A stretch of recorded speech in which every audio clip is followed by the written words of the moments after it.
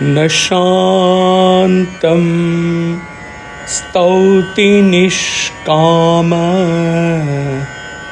न duṣṭamapi nindati samaduḥkhasukhastṛptaḥ kiñcitkṛtyaṃ न paśyati.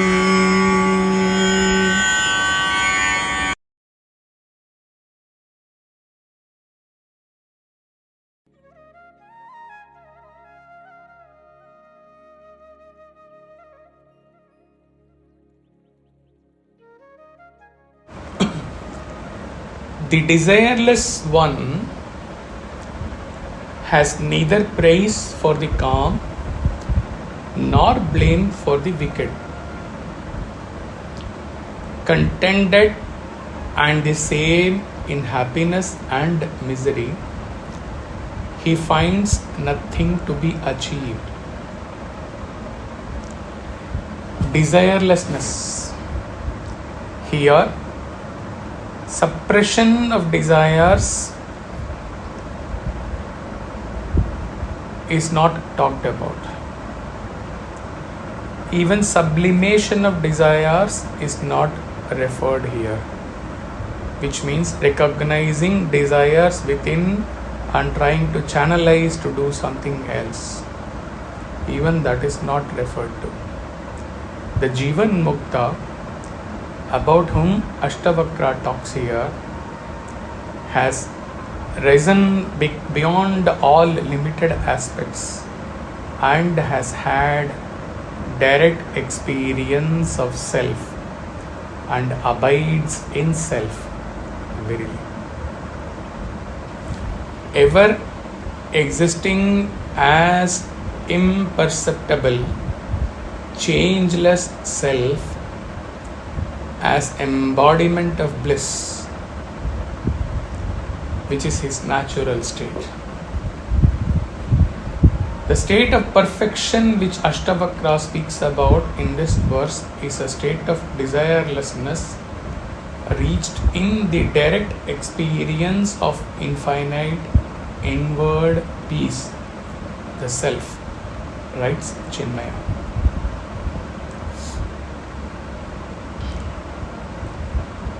When the experience is infinite and fully inward, it has to be the state of self only. Infinite. The experience is not in some time, some environment, but it is all the time, everywhere. Inward. There is no object involved. There is no awareness of object. It is objectless awareness. Chinmaya explains with the example of light and dark in a clear way. And we also talked about light and dark in the Shiva Rahasya recent poll.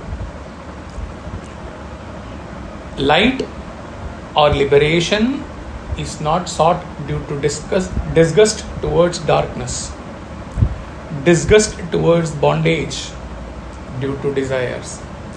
The starting point is not darkness, from where one cries to get light. Fearing darkness, unable to deal with the darkness, fearing hell if darkness is held on to, is what a jiva does. Here, without any of these things, a sadhaka turned seer, for him light has been discovered within, and he exists as light, Shiva.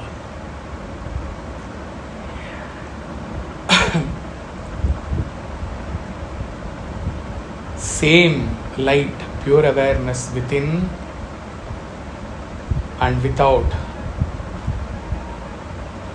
In case of a Jivan Mukta who is ever awakened to the light consciousness. It is a state that is achieved by a positive experience of the sage when he awakens on to the larger dimension of pure self, writes Chinmaya.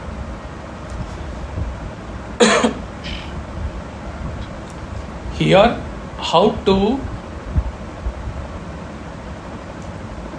do away with desire is not thought of.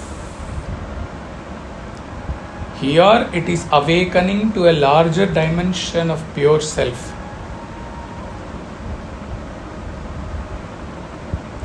In fact, largest dimension.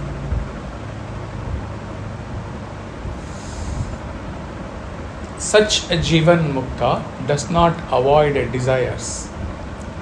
On the other hand, desires, that is darkness, have no capacity to touch him, to be anywhere near him, the light. See the beauty. 2 years before he writes this, seated in his Bhiwadi house.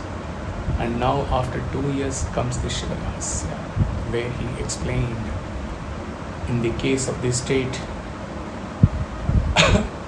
while at the Shiva temple, where the last part of the pour he says, the darkness of ignorance manifesting is in various coloring of ego, of few or many, he said, has no capacity to disturb or to create any impact on me, the light, pure light.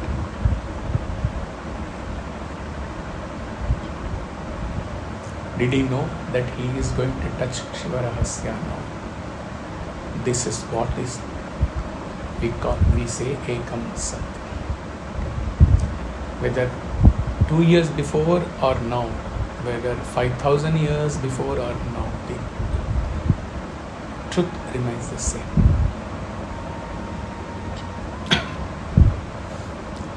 In such state, light consciousness, there is no scope for a Jivan Mukta to think about desires or desirelessness.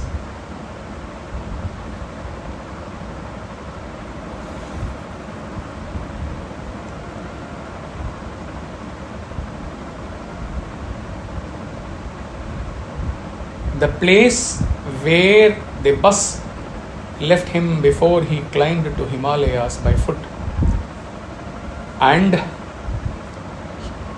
thereafter staying in uphill for several years,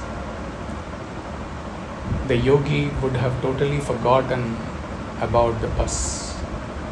If you ask him how was the bus stand, who was the driver, etc., he can only give a smile, because in his life on top of the mountain, the bus driver, the bus, the journey, all of these have been left far behind, as though they existed in some previous birth. Regarding praising calm ones and blaming the wicked, who can praise those who are calm and composed, and who can blame those who are wicked?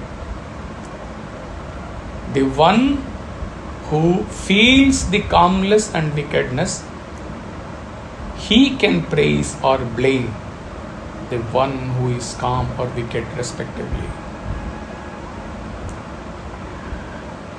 In a jiva, it is his ego, abhasa, perception colored by vasanas, sees the calmness or wickedness in another jiva.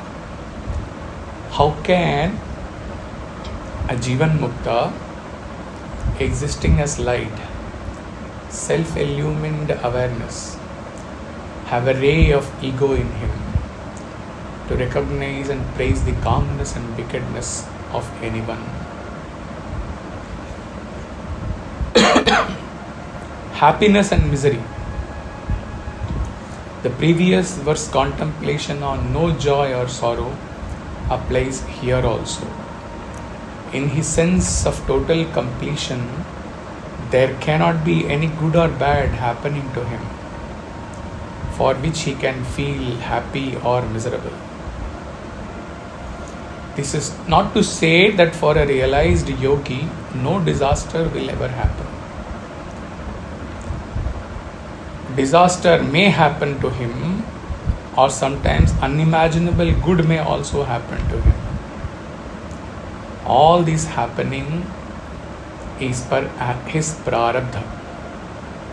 Having rent asunder ego permanently, he cannot have a mind anymore to experience happiness for good thing happening to him and misery for all the disaster happening. Nothing to be achieved is the last expression in the verse. Life's purpose is fulfilled. Wave has merged with the ocean.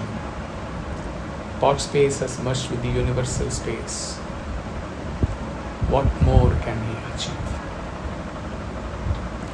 What actions he has to take further with focus to achieve something? He is the true master idler, wrote Ashtavakra.